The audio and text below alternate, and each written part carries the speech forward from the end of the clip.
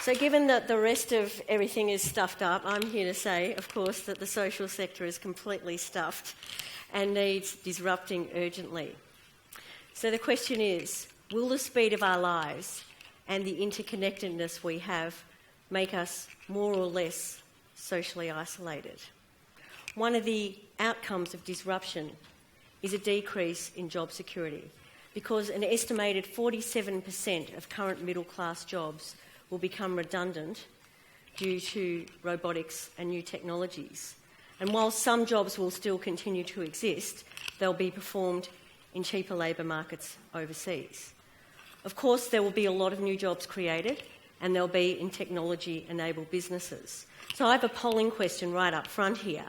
Will unemployment get worse in Australia? And if we could bring that up with the Zeetings right now, will unemployment get worse in Australia?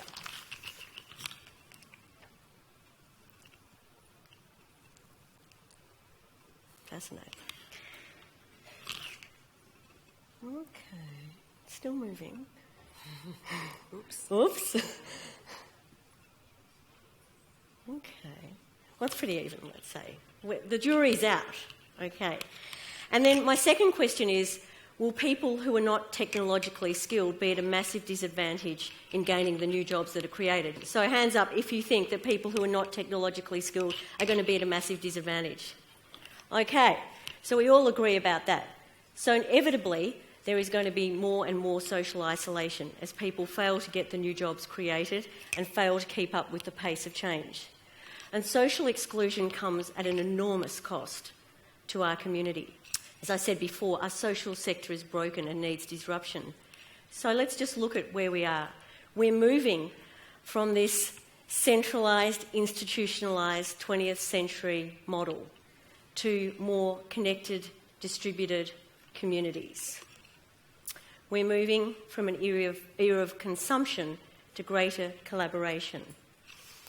We're moving from being very asset-heavy to greater access of our assets, sharing what already exists, like cars, houses, car parks. We're even sharing cat and dog ownership. And with driverless cars, we stand to have many more cars being shared, less cars on the road. With Uber, we can now use our cars and make money to drive our own taxis. And with Airbnb, we can make the most of our residential properties. Trust in our institutions is at an all-time low. And as individuals, we're connecting in new and different ways, but not necessarily at a deeper level. So the question I want to ask is, can we find the Uber model, the sharing model, to solve and share these social problems that affect every one of us? And in our social welfare system, our top-down institutional model is at its very worst. Our governments have been spectacularly unsuccessful at solving our entrenched social problems, and it's not for want of money. These are the silos that our government puts our problems into.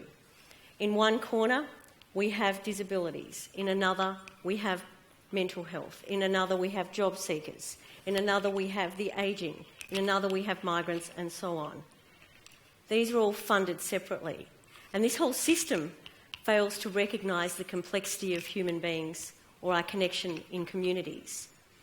We also fail to realise that by providing a subsidy, people seek to gain that subsidy. And most of all, we think that money can solve everything. So the big picture of that is $119 billion. 1 in every 4 households survives on social welfare payments. We're paying more for welfare than we are for healthcare. And yet there's an emerging body of evidence that shows that complex social problems can only be tackled at a local level and with a whole-of-community approach. And prevention and early intervention are the key. So, as many of you, who was here at the dinner last night? Just a show of hands. Yeah, a number of you were. And you saw a little bit of the model that we're creating at Creativity Australia. And that is simply a microcosm of what could be possible on a much broader scale. But I'm going to use it now as a bit of a case study. And so this is our social inclusion continuum that you see on the board, on the wall.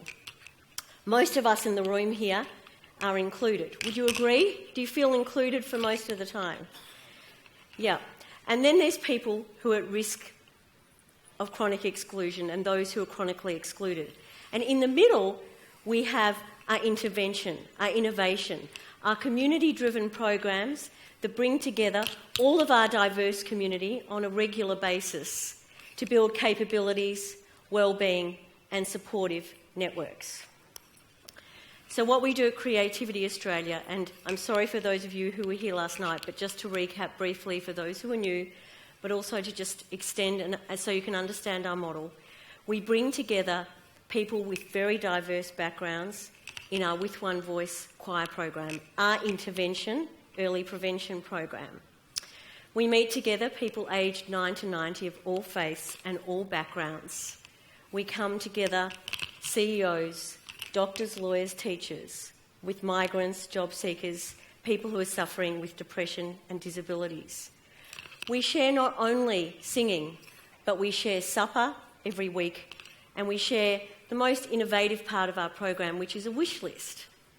And those of you who were here last night remember that we had our wish boxes, our wishing well.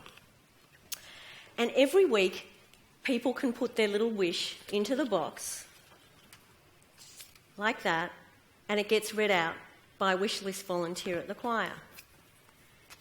And miraculously, people just start putting up their hands. And they say, I can help with that wish. So someone might say, I want help with my resume. I want to get a job in IT. I would like to find a life partner. I'd like to find someone to walk home with. I'd like to learn English better. I'd like to learn how to use the internet. And miraculously, people start putting their hands up and saying, I can help with that wish. Last year, that amounted to over 500 wishes being granted.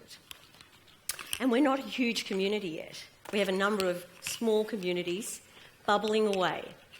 And all these wishes get granted on a weekly basis. It's really quite remarkable. And how do we know it works?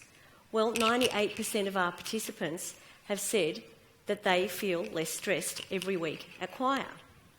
66% of our participants say they feel less depressed. And 52% say granting wishes and helping others has enriched their life. And actually, I think I have another polling question there, which is all about community. Would people like to contribute more to the community? So, ladies and gentlemen, what we wanted to propose is a new system of community.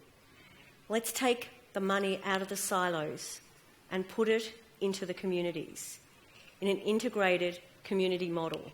It's time that government partnered with communities and empowered communities so that they can actually connect, learn how to care for one another. Because let's face it, the government can't keep continuing to do it all, and we need to find a new disruptive solution. So this is our model. We have all the citizens of the community in the centre, all the diverse people. We have our early intervention model, and then we have all of the stakeholders. And they're participating in the program, but they're also supporting the program. We have technology there. It supports the program and enables it to work. And these are all kinds of programs. I'm not at all suggesting that With One Voice is the only way to do this. This is about a whole range of programs to bring communities together, to bring together the residents, the retirees, the disadvantaged, the CEOs, the banks, the shopkeepers, the schools, the universities, everyone in a community. Take the money away from central government, move it into communities. And potentially, if we use the Uber model, you could actually rate communities by how well they're doing, and the really good ones could get, I don't know, more programs, while the other ones get some mentoring to ensure that they keep up. Anyway, I don't quite know how this is going to work yet. We're working on creating our particular model, but suffice to say, it's time to disrupt the community sector. And we have gone a long way unchaining ourselves from our top-down systems in improving the world's economic prospects. But it's easy to forget how much potential there still is, particularly in the social sector. Yes, the robots are coming, but if we stop treating one another like robots and start to unlock more of our human value and support one another to be creative and innovative, then hopefully we're still going to be around while all the robotic jobs disappear. Together we can change the world one voice at a time, and you can too. Thank you.